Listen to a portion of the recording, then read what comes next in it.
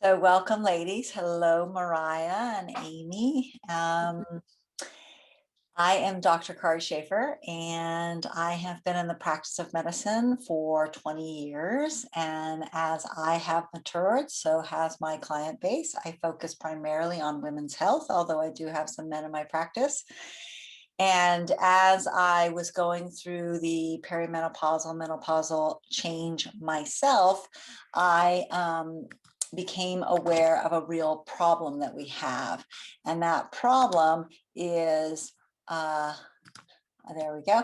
That problem is that there is a great lack of education around the perimenopause and menopausal transition for women.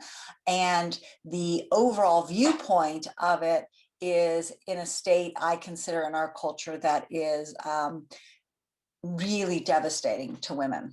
So I was referred by my male practitioner when I was 47 years old to go to one of those, what I call enema camp, one of those drastic detox centers where you go. I was living in a tent. I was doing wheatgrass shots every day. I was eating all raw cold food.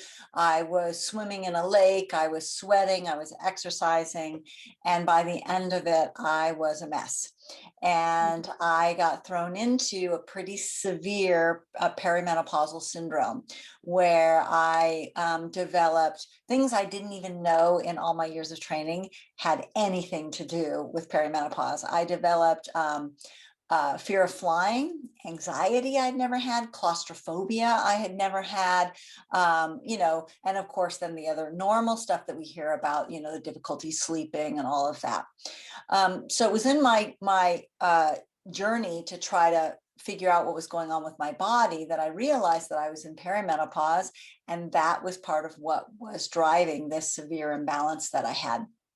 So I went to a training with a functional medicine group that I'm a part of, and they had a woman speaking by the name, well, I'm not going to say her name, but they had her speaking, and she was considered sort of an expert in the field, and she works a lot with bioidentical hormones. And she stood up in front of this group of 50 doctors, and she said, basically, from an anthropological and biological perspective, women are done post fertility years. And I was like, what? And then she went on to say why that meant that women should be kept on bioidentical hormones and bleeding and cycling until they were into their 70s and 80s. And I was shocked by this. And it made me understand that we have a real problem. And that problem is that our culture has no idea the role that women play post menopause. And it set me on a journey. And what came out of it was this desire to create a place for women to go to find information, to find support. Right now, we're calling it Wise Women Emerging. It's been in development. I had a little glitch in my support staff. He went to Costa Rica and went pura vida on me, disappeared. But I was doing these calls with women so I could understand the challenges that women are facing, the languaging that they're using, and really build this platform to support them in the issues that they're facing. And when Mariah saw that I was offering one of these, I call them AMAs out in the world, she asked if I'd come and offer them to this group. So that's why I'm here today. Interestingly enough, I was hitting these glitches in developing this platform, and I lost a little bit of steam, and I got an email from this group, and they said, oh, we're having this doctor back again. And were you going to come? And I emailed the person who puts it on back, and I said, no, I'm not going to come. I quite frankly find what this doctor talks about really offensive. And I think it's really sad, because I think she thinks she's helping women, and what she's doing is perpetuating the problem that our society has, where we have completely lost the value that women serve post the fertility years, when we're in menopause, and also completely lost what's happening in a woman's body. And he wrote back, and this just, it floored me. He wrote back and he said, I totally understand why women may not like what she has to say, but nature's cruel. And many species, the woman just dies after they give birth. I wanted to write back and go, yeah, and black widow spiders eat their mates. Good comeback. But it just relit that fire for me of like, no, there's nothing that can get in the way of the importance of this information getting out there, because women are anything but done. He even said, he goes, well, men, their hormones don't change much, but women, they do, hence using it um, as support for his perspective. And I wrote back a nice little thing explaining what I'm about to explain to you. And by the time I was done, he wrote back and he said, hey, can I ask this doctor this question based on this perspective and see what she has to say? And I said, absolutely, you can. So what's happening in a woman's body, going into menopause is a completely natural thing. And in many cultures, they have very, very, very little incidence of menopausal syndrome. In our culture and in European cultures, we have a very, very high incidence of menopausal syndrome. And I think there's many, many factors that play a role in that, some of which we'll be discussing today. So menopause is this time when estradiol levels go down. So you're you're a young lady and you hit puberty. What happens? Estradiol levels go up, and that makes you start to have a menstruation, and now you're ripe and ready to have children, right? However, when you go into menopause, estradiol levels go down, but that doesn't mean that we're done. What happens is another form of estrogen becomes dominant, and it's a form of estrogen called estrone. And this is where nature is so profoundly beautiful. It is not cruel, and it didn't make a mistake. It's actually beautiful. Men's hormones don't change because their role doesn't change, but women's hormones change because our role fundamentally changes. We go from being from needing to attract a mate. Now I'm talking purely biological here, so I don't want to put stereotype women, but purely biologically, we need to attract a mate. So we need to be attractive, right? And we need to procreate, and we need to have children. This is all for the survival of the species. And then we need to make sure that those children stay well and survive to, continue the genetic lineage. And our mate, we need to make sure our mate is taken care of as well, because our mate's job is to go out and provide. Now, these roles have radically shifted for humans, and women are doing all the roles now very often, but that's not the conversation we're having. We're just talking about the biology, right? And so when we go into menopause, we no longer need those skills. We no longer need to be able to multitask in the same way that we were able to. We no longer have to be pleasing people. We don't have to please everybody, right? There's other things that change. Our job now starts to shift. What we're supposed to do, instead of be the ones that keep the family alive and surviving, our job now is to teach the younger people how to survive. We become the wise women. We become the healers. We become the midwives, right? So our role fundamentally shifts. So we don't need the same level of estradiol that we needed before. We now need estrone, because estrone, I love it. Estradiol is di-2 and estrone is 1. I'm sure it has nothing to do with this, but I love it, because what happens in perimenopause, menopause, we start to become more self-focused, but not from a selfish way, but because we're looking for who are we and what do we really have to offer back to our community. We become community focused in a different way, in sort of a bigger, broader way, rather than just our myopic family, right? And so our superpowers change. I remember I was sitting at my computer typing, and my husband started talking to me and I didn't answer. And he was like, Kari, you're ignoring me. And I'm like, what? You're talking to me? And I was like a quintessential multitasker for years. I would be typing on my computer, listening to patients, and doing something else simultaneously, right? Well, now I can't do that. I have to focus. When we focus, we actually really absorb information, and then we're able to work with it and distill it in a new and different way, right? So this is our role. And it is a fantastic time in a woman's life because we're no longer being pulled in a million directions in service of everybody else. We now get to focus on our legacy, on what we want to give back to the world, right? So it's one of the most empowering times. Now it has a far-reaching effect on many areas of our life. Our relationships change because we're no longer pleasing everybody else, our bosses, our spouses, our children. You know, a lot of moms are having babies later in life, and you know, there's a little that can get a little tricky because the kids, you know, wanting you to put them to sleep, and you're kind of not feeling the same kind of pull to do that anymore. There's nothing wrong. It's just that the hormones are shifting and they have a different focus. So one of the areas that women struggle with a lot is their weight during this time. And if you're a person, I was always underweight. Me I too. never could put weight on, and now I have to watch my weight. And I never, ever had to do that. I'm 10, 15, 20 pounds, depending on where you are in my time, heavier than I've ever been, right? And it's funny, you know, I go into someone, I try something on, and I'm like, wow, this is a large and it's a little tight, you know? And that's never been part of my world. I was underweight, not necessarily for healthy reasons. I had some digestive issues and I didn't absorb well. So I ate a lot, but I just didn't absorb well.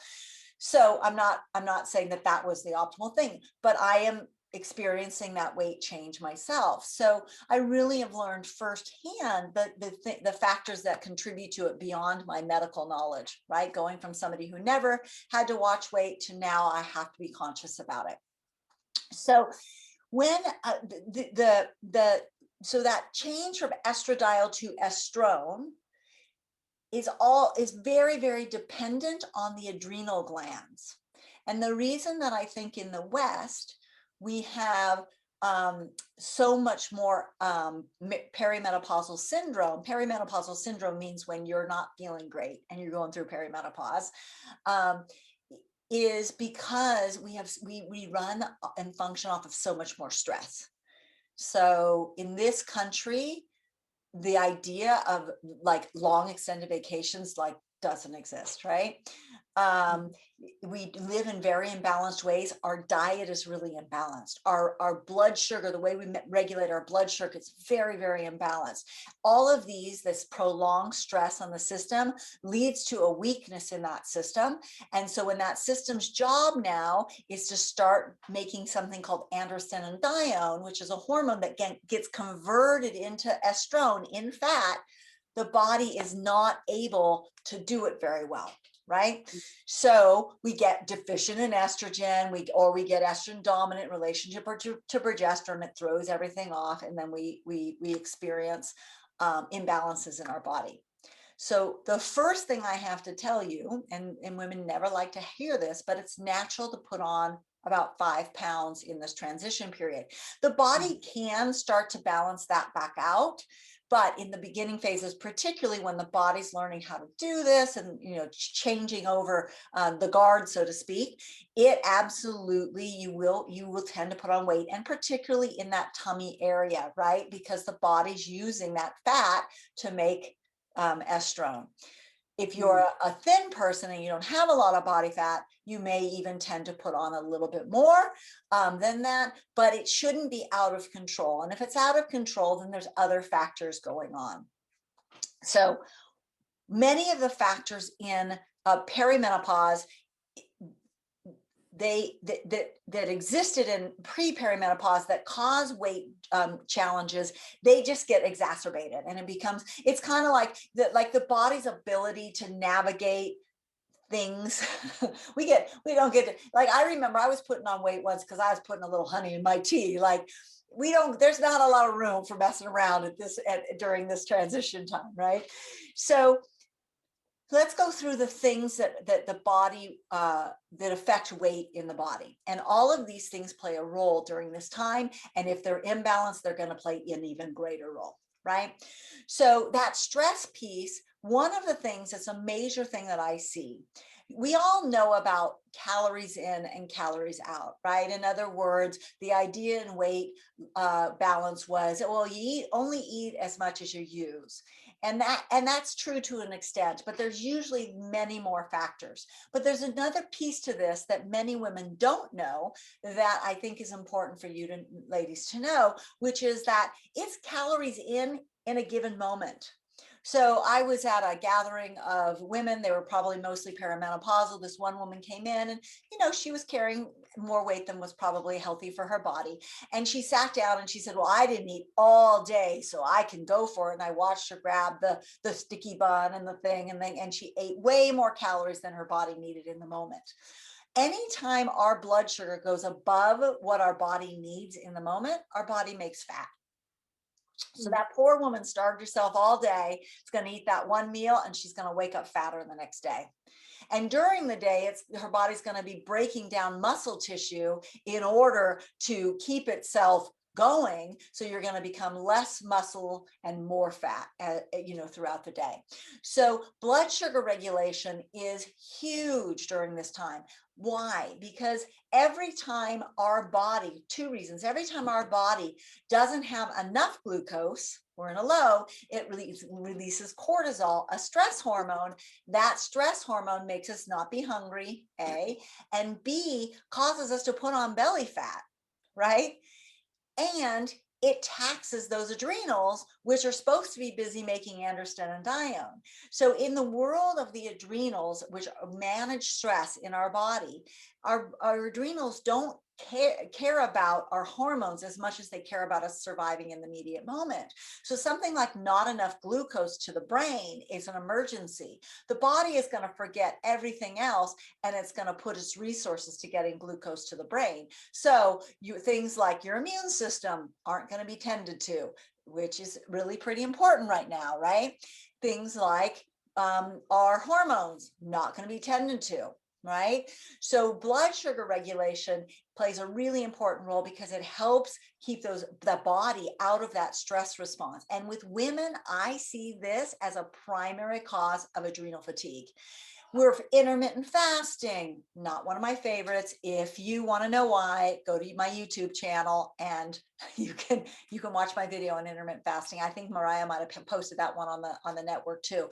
Not my favorite. Why? Because it's taxing those adrenals, and we do not want to be taxing. We have enough stress in our world. Gosh, I used to live in LA, just driving across town, so much stress. We don't need to be accidentally adding stress to our system by skipping meals. Okay. The other piece is that blood sugar regulation is how much glucose goes in at any time. Now, interestingly enough, for me, because of my undiagnosed dietary issue, ate paleo style-esque for a long time. That's just meat and vegetables and not a lot of carbs. And I was throwing myself into blood sugar imbalances, and my hemoglobin A1C, a marker of diabetes, was going up, which made no sense whatsoever.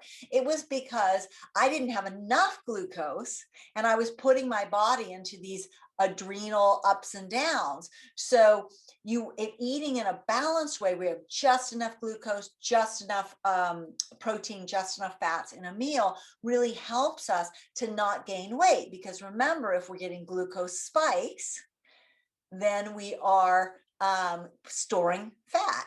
Right? So learning about blood sugar regulation, super, super important. I talk about it a little bit in my book. It's called The Food Solution. It's on Amazon. You can check it out in there.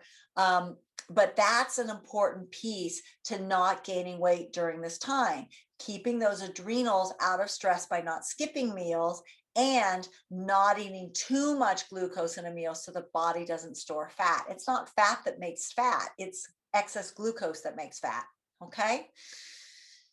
So that's one that most women don't really know about. Most people don't know about, and it's super, super important in this time, because I tell you, the body's like, ooh, a little extra, ooh, fat, I can make more estrogen, right? It gets real excited about that fact. Anybody who is going through this period knows that you can sneeze and put on weight. Another factor that plays a big role in excess weight and an inability to lose weight is something called estrogen dominance. Now, I know Mariah talks about this a lot. Estrogen dominance is a state when you have more estrogen than progesterone. Now, during this time of life, our estrogen is going down, But if we're not eating well and our system's stressed out, our progesterone goes down. It's going down anyway, but it can go down more than the estrogen does. And even though we're low in both, we're still in estrogen dominance. Estrogen dominance says, get get juicy, get put on fat, right? Estrogen tells the body to put on more adipose. So, and estrogen dominance also, the tender breast before the cycles, estrogen dominance, those mood swings before the cycles, those headaches right before the cycle, all that instability before the cycle, very often is estrogen dominance at this point. So things you can do for that is really looking around and making sure you're not getting exposed to something called xenoestrogens, XENO estrogens. Xenoestrogens are estrogens that aren't real. They're fake estrogens. They come mostly from chemicals. Now, during this time of COVID, everybody's chemical exposure pretty much has gone up. You go to a hotel, you're exposed to many times more chemicals than you used to. You go any grocery stores, a shopping cart, whatever, those chemicals in the body get broken down into xenoestrogens. Xenoestrogens block up, they gunk up the estrogen receptor sites and tell the body to make estrogen, but they keep it on. And it's not a healthy form of estrogen. So we really want to look around our hair care, our skin care, our cleaning products in our house, all those chemical wipes, please stop using them. COVID, you don't get COVID from surfaces. Very much, they've kind of debunked that one. So we really want to get our chemical exposure back down. We want to look at air quality in our house. Our houses are more polluted often inside than out because of the number of chemicals. Get chemicals out of your house and under your sink and get them out into the garage if you can, or just, take them to that chemical recycling center. But read about xenoestrogens is a super important piece. Estrogens in our diet, if we eat a ton of soy, that can throw us into, it can promote estrogen being made. I'm not a big fan of a ton of soy, mostly because of how altered it is in this country. So look up estrogen dominance. You want to read about that and see if that maybe applies to you. So another piece that really can get in the way of this weight thing, this is something I experienced where all of a sudden I would just like sneeze and I was gaining weight. And this is coming from a person who was underweight always and couldn't gain weight. And I had fallen in love, and my husband is a sweet tooth. So he has the sweets around and he makes me this beautiful frothy latte something every morning and presents it to me with a little poem. It's the sweetest thing in the world. How can I ever say no to it? And so my diet was changing. Yes. But it just was really come on, and so I did a deep dive into my thyroid, and what I found, and most doctors don't do this. They say, we looked at your thyroid, it's fine. What they look at is TSH, thyroid stimulating hormone. And thyroid stimulating hormone is one hormone in the brain that tells the thyroid to make T4, one of the thyroid hormones. So they look at that, and if that's fine, they don't run any other hormones. It's called they call it I don't remember. Anyway, so they look at your TSH, and if it's fine, they say your hormones are fine. Well, that's usually not the case. So then maybe if you're lucky, they'll run a TSH and a T4, but that's not commonly the problem at this phase of life. What commonly is the problem is your T4 isn't getting converted to T3. You don't have enough free T3, which is the active form of thyroid. And that was what was going on with me. Now, I was not lab low. I was functionally low. I was only 0.2 lower than normal. And I was experiencing some depression, some lethargy, a bit of hopelessness. And I was having this weight gain on just that tiny little imbalance. And fortunately, at that level, there's a lot we can do to balance that out. So when you get someone to look at your thyroid, you need them to do TSH, free T3, and free T4 at the least. Reverse T3 is also really helpful because we can then figure out why. If your reverse T3 is high and your free T3 is low, well, then the body is converting your T3 into reverse T3 due to stress. If that's not happening, but you're still low, very often that's either a nutritional deficiency or a digestive issue, because that plays a role on where this stuff gets converted, right? So you want to get someone to be willing to deep dive into your thyroid. Maybe you consult somebody like Mariah who knows this, but you want to get somebody who understands this aspect of thyroid and who isn't just going to run a TSH or a T4 and just say, oh, you're fine. The number of people I have seen severe depression, putting on weight during this time, feeling awful, and it was that conversion that was the problem. I can't tell you, more often than not. So that's a really important piece to this. And so the last piece that I want to talk about is the stress piece, because we all know what stress is, right? But most of us assume our stress is coming from outside of us. And that can be true. How we react to the outside world has a lot to do with how stressed we feel. However, during this time, there is this thing called a vicious cycle, because low hormones causes internal stress. Infections in our gut that have been unresolved cause internal stress. Xenoestrogens in our body too much causes internal stress. So there can be internal stress in the body that is causing the body to not be doing this conversion, which then that low estrogen level is causing more stress. So when we look at the research is really showing that low estrogen levels is problematic.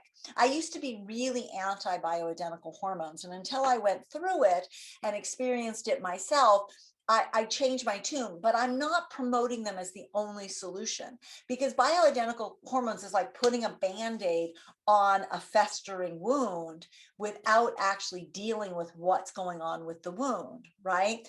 So you've got to fix the problem, and you can use some bioidenticals as little as possible to balance things out, to keep you out of this vicious cycle of stress, to keep the brain protected and all of that, while you're looking to get the body balanced.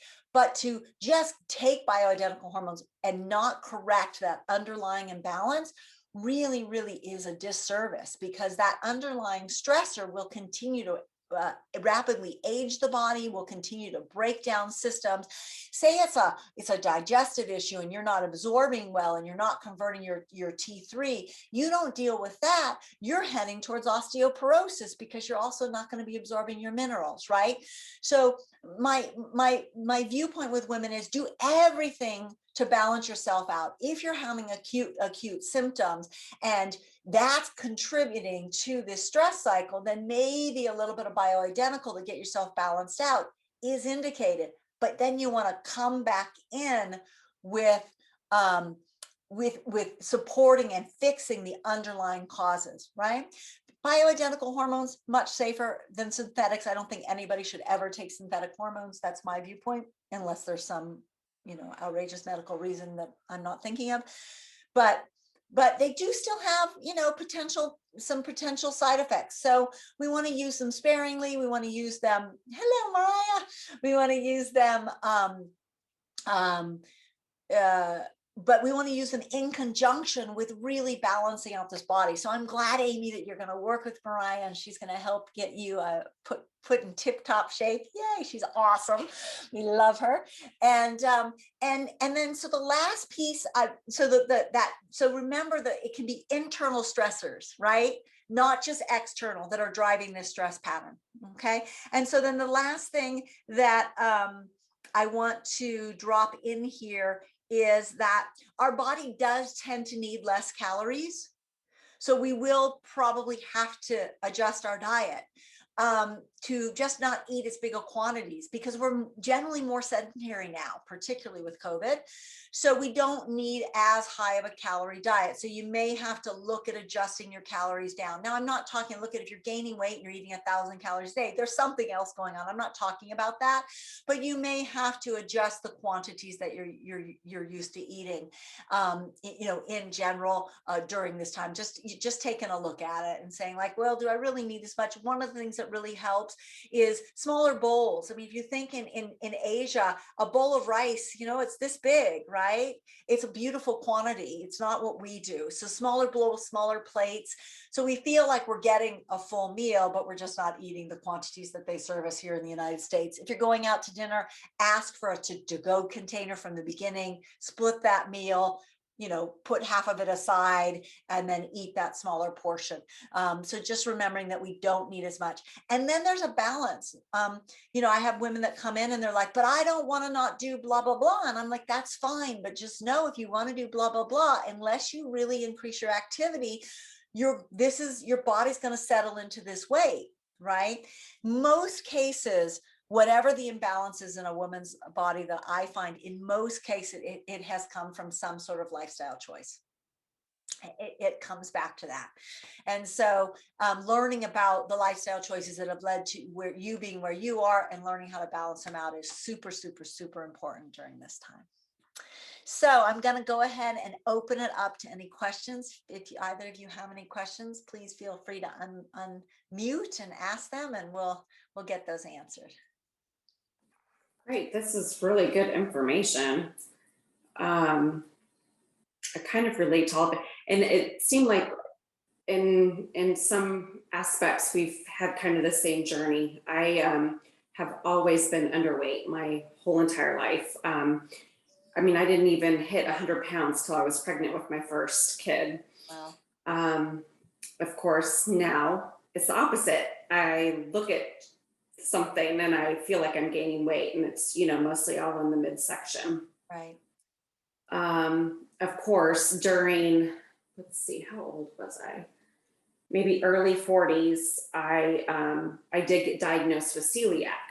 Mm-hmm. So the whole digestive thing. So then it kind of made me wonder, well, was this something that I had been struggling with all along, you know, and just wasn't properly absorbing nutrients? And maybe that's why I was so thin. Yes, I would say that that's probably a correct assessment. Yeah. So anyway, so you're like, I fixed my celiacs and now I'm gaining. And now I'm like happy. I'm like, you can't, please, Amy, do not start eating gluten. That is not the answer to your problem. Cross my mind. As tempting as it is, that's not the solution to the problem.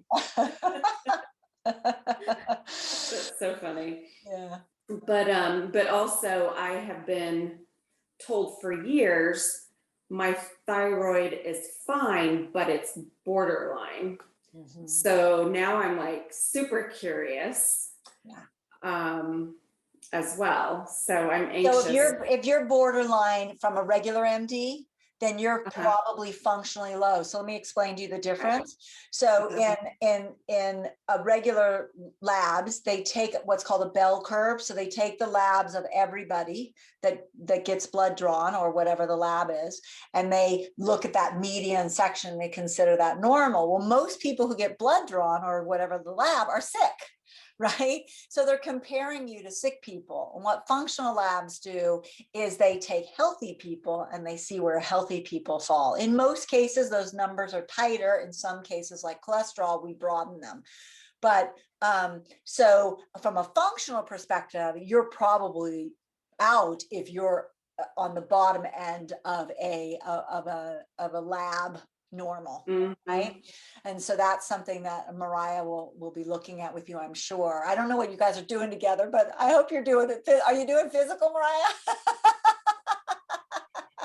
She's in my year-long program. And yeah, as part of the program, Amy, you get a TSH, a free T4, a free T3, and your thyroid antibodies included. Great. Oh, good. Okay. So and then we also do a Dutch test too, Kari. Oh, great. Yeah. So you're going to get well looked at, which is fantastic. And that's what you need, because it sounds like and that again can go back to that digestion, whether it's actually just stopping gluten may not have fully healed everything. And there may be some other things that we have to look at with that. And, you know, there may be other tests that get recommended based on that. So yeah, I'm really glad you're in the program and that you've, you know, that you're going to get this supported, because unfortunately the things we've sort of snuck by with up until now, Well, we don't get away with it anymore. Yeah. Our system's like, yeah, not doing it, right? And that includes, I didn't talk a lot about the emotional components of this, but that includes the emotional components, the what I call outdated survival programming that we've sort of let rule our life during this period. It becomes much more active and also has to be worked with too. So being in a group where hopefully you guys get to address some of that, super, super important as well. So very excited for you. Great. We've got to Great. catch up, Kari. It's pretty Yeah, I fun. know. I got to find out what you're up to. Great. Amy, do you have any other questions? Because I have a couple too, but I want to make sure you get yours out. Asked. I was just, I wanted to make sure that I was understanding the TSH. It's 3T3 and 3T4. Free, FRE. Free. Yeah, Okay. and Mariah's already running that on you, so you don't have to Okay. worry about it. It's being done. Plus the antibodies, because one of the things that we find a lot of is Hashimoto's thyroiditis during this time as well. So it's great that you're getting those tests. So one caveat though is I order it through Everlywell and I just have it shipped, and it doesn't include the reverse T3. So often Kari mentioned that, and we can talk about it, Amy, but the reverse T3 is one additional lovely thing to have. And then we can figure out ways for you to get that if we decide that that's also helpful. Yeah, if everything comes out great, then you don't need it. But if you see some things that are imbalanced, then it's not a terribly hard test to get. So yeah, I did do Everly, or what did you call Everly? What did you call it? You can get them all different places, but I ship to your front door through Everlywell. Okay. So I did do that because I was curious if I was maybe sensitive to dairy as well, or some other different types of food groups. So I did do that on my own not too long ago. And that's very common. That there's something called gluten cross reactivity, and I had a woman that was celiac, and in the process of running the lab, she was doing this cleanse, and the protein she was using was a rice protein, and it turned out that rice was one of her cross-reactivity foods. And we got that out, and all her symptoms picture changed. So those cross-reactivity foods can be, I'm gluten intolerant. It kills brain cells in me. I'm cross-reactive to a couple of things like oats. I can't do gluten-free or not. Yeah. Right. So it's good to find that out, Amy. Yeah, great. I think I only had like one other kind of curious question. So you were talking about bioidentical hormones. How long, like I know you can take them to kind of help balance them out. How long does one typically stay on those then? I don't think there's a typical. So if a person's in basically good health, you should be able to get them balanced out without needing the hormones. But if you find that the hormones are the kindest thing to do for the body, then it's really staying on the hormones until the systems get balanced. And it's kind of almost an intuitive thing where a woman's like, feels like, I think I'm ready, and when you work with somebody like Mariah, you'll also have a professional input as well, but there is no one like typical time frame on that. And some people look at the majority of women I work with, I don't use hormones. I don't prescribe hormones. It's not part of my, my license, but I don't necessarily refer them to get hormones. And then there's some that I'm just like, you know what, your body is in such stress. We got to get you some support. We got to get a little bit of support under there in order for your system just to get out of stress so that then we can make progress. So it really just depends on the individual. Just curious on that one. I'm curious. I'd love to hear what Mariah has to say on that one too. Yeah. Yeah. I haven't prescribed hormones or bioidenticals in years. Right. I think there's so much that we can do with diet, supplementation, lifestyle modification. It's pretty rare. Yeah, I agree. In the bulk of the women I see, it's I think I've had two that I've said, you know what, you need to go you need to go get a little support. And quite truthfully, it didn't actually work out in the way I was hoping it would work out Right. when I did. Yeah. But I did feel it was best for them, but not very often. There's a lot you can do where you don't need them. And one of the beautiful things that Mariah is going to do is the Dutch test, because that panel really shows how you conjugate hormones. And for some people, taking hormones is just not a good idea, because the liver just isn't in the shape to tolerate it. And that can lead to other problems. So luckily she's going to be running that test on you, and you're going to get a really good understanding of what's going on. Mm-hmm. Kari, what do you think about, Amy, do you have any other questions? Nope, I'm good, thank you. I'm curious what you think about the leptin and ghrelin conversation in the context of perimenopause and menopause and weight. Do you have any thoughts on it? Tell me a little bit more about what you're talking about, because I'm not familiar with it. Well, so leptin and ghrelin being the hormones around satiety. Right. And what they're saying is that they get disrupted during this chapter in life. And I'm just wondering if you have any thoughts or theories on that one. Well, my thoughts and theory on that would be that they get disrupted when the body's under a lot of stress and there's improper blood sugar regulation. So this time of life, everything gets disrupted this time of life when we're out of balance, because everything is, as you know, magnified and exaggerated. So what's concerning me is I'm seeing a lot of information out there, Mariah, where they're like, low estrogen levels are, causing degeneration in women's brains. Well, so thereby, women have been going through menopause forever, and we don't want to pathologize menopause. Menopause is a normal process. So if we're having trouble during menopause, right, having high leptins or having whatever, there's an imbalance that has to get corrected. And I know this is what you're doing, right? So I'm glad they're doing the research, and it makes me a little nervous, because then the solution is, oh, let's just give estrogen. And it's like, no. It's that, a little bit with what's going on with COVID right now. There's all this talk about a vaccine, but nobody's talking about the fact that the people who get the sickest and have the biggest problem are people who are unwell, and that is due to lifestyle.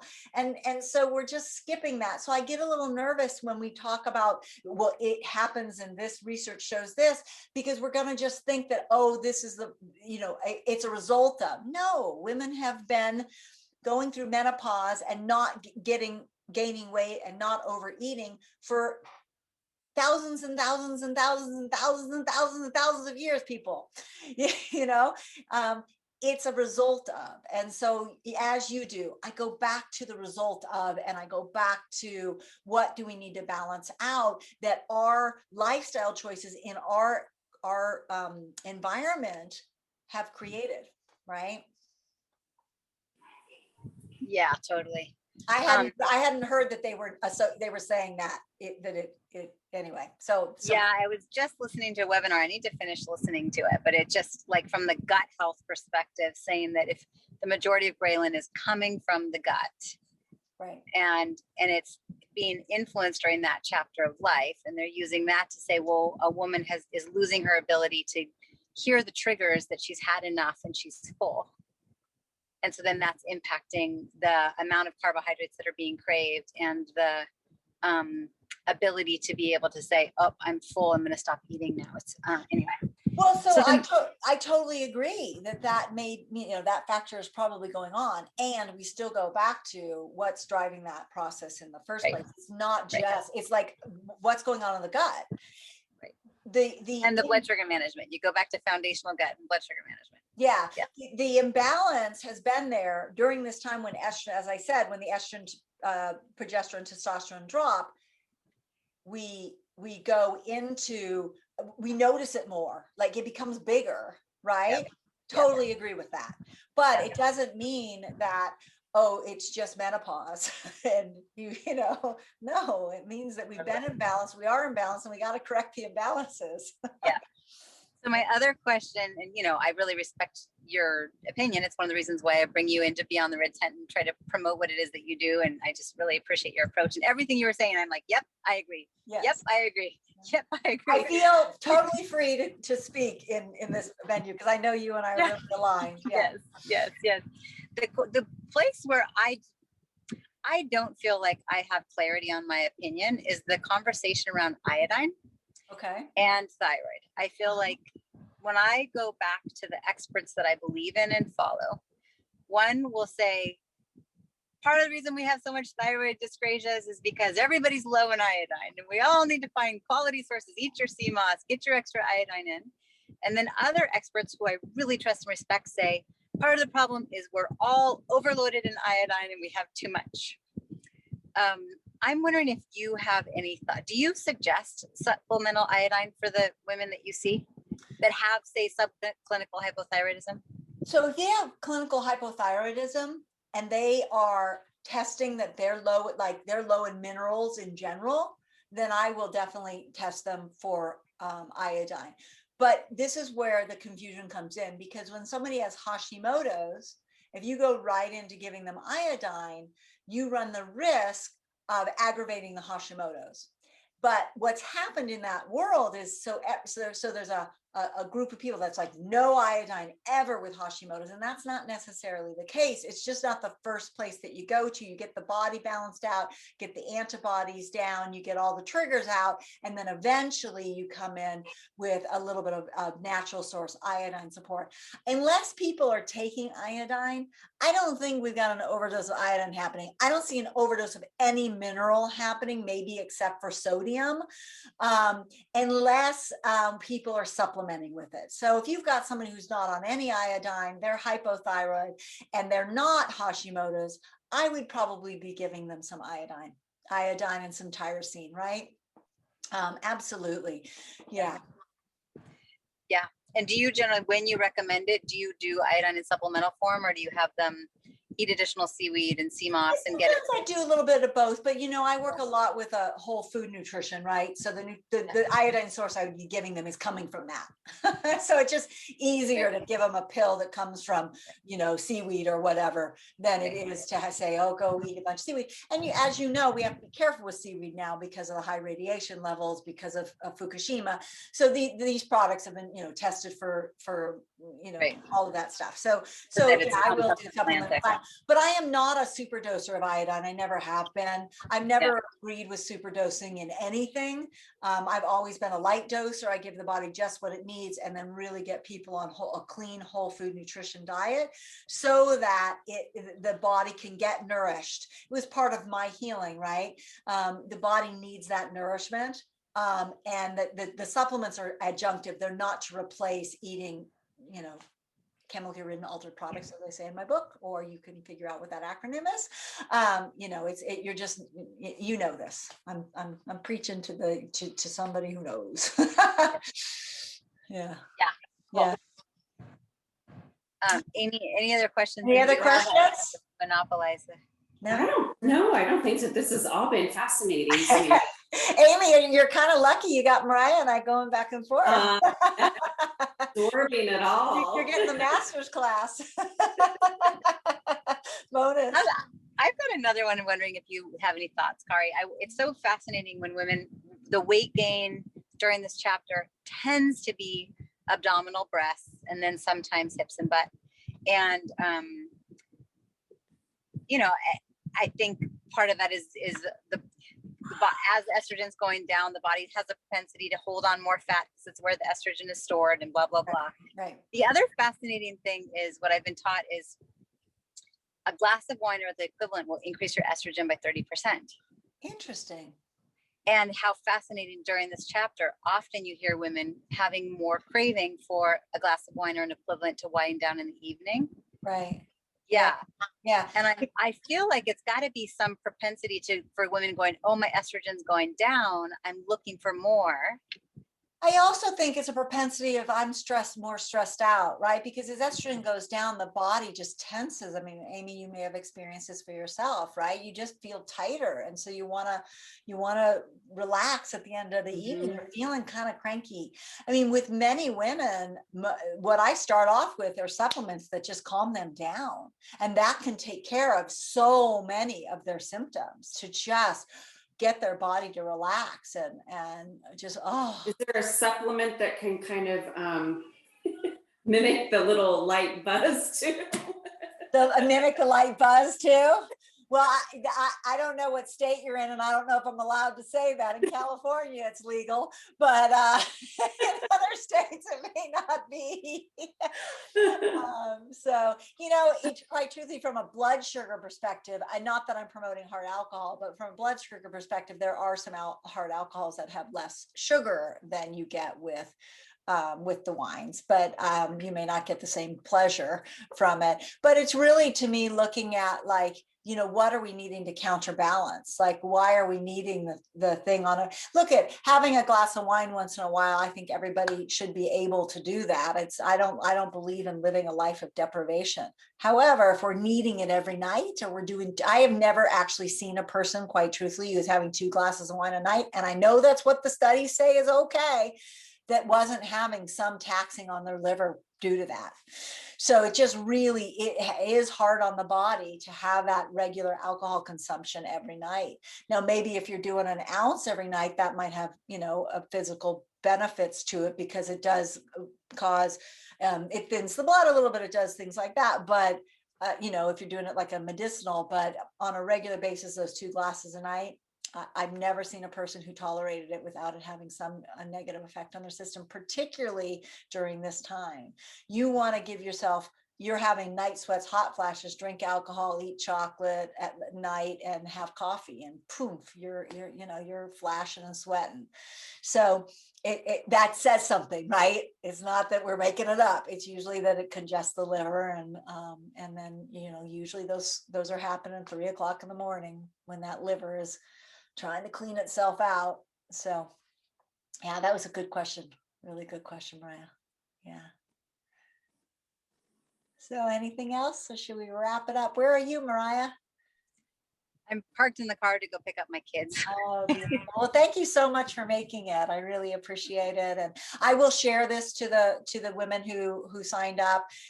So if there were other people that are in your group or whatever, you want them to hear this, they'll get a recording of it. I really appreciate you having me here. I always love to be here. You and I do have to catch up. I want to hear about this. Well, and Kari, you also need to put a plug in for yourself. So because this is recorded and who knows who else is going to watch it, you got to say a little bit about what it is that you're doing. And of course, they're going to buy your book. But well, do the plug for yourself. But they have you. They have both of us. Here's the deal. You and I really believe we could line up 8 of us experts. Yes. And have us all say the same exact thing. Yeah. And everyone listening is going to resonate energetically very differently. And there will be someone who is better served by seeing you. And we live in an abundant universe. So you get to promote yourself. You get to put a plug for yourself. The first thing that I want you to know, first of all, I want to add one little piece in about the SIBO thing. And this is for you, Mariah, if you haven't seen this, this connection yet, is SIBO, because you talked about that belly fat. The majority of women that I am seeing that have some digestive disturbance and that belly swelling and a kind of a history of health stuff, we're running SIBO panels on, and they're positive. And that's contributing to that belly bloat. So I wanted to add that in.